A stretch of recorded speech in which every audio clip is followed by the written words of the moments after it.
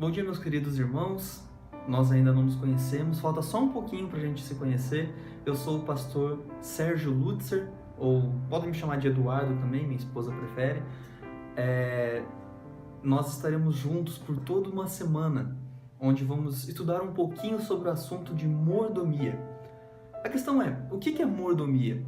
Nós, olhando para a ficção, nós vemos vários mordomos famosos, como por exemplo, é impossível eu lembrar de Família Addams sem lembrar de Tropeço. Exatamente, os mais velhos lembraram na hora, eu garanto.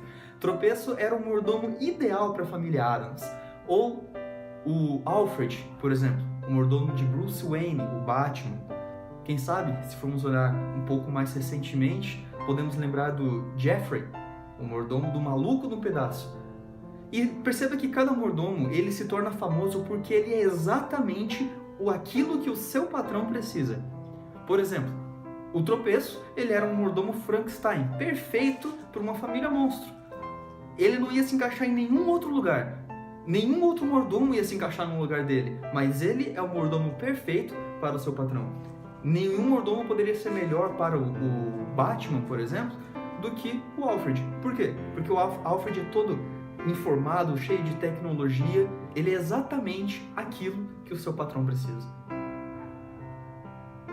Na vida espiritual também não é diferente.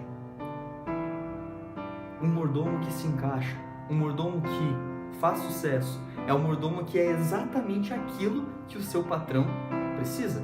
Se você conhece o patrão, você sabe exatamente o que aquele patrão precisa.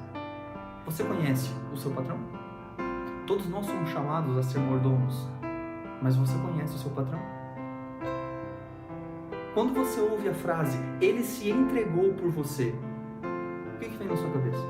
Possivelmente a cruz, a morte, aqueles momentos de angústia final ali, o Getsemane, tudo isso pode vir à cabeça.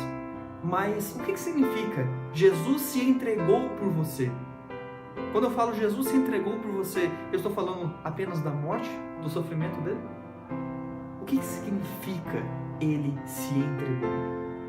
É muito fácil dizer, não, ele não entregou apenas a vida, ele entregou tudo. Mas o que significa tudo? Quão grande, quão profundo é esse tudo? O que exatamente ele entregou por nós?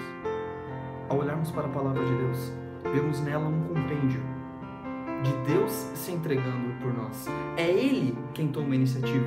Deus que busca o relacionamento com o ser humano. Em 1 João capítulo 4, verso 19, diz assim, nós o amamos porque Ele nos amou primeiro. A iniciativa veio de Deus. Ele vem se entregando para que nós possamos nos entregar. Para saber o que nós precisamos fazer para sermos bons mordomos.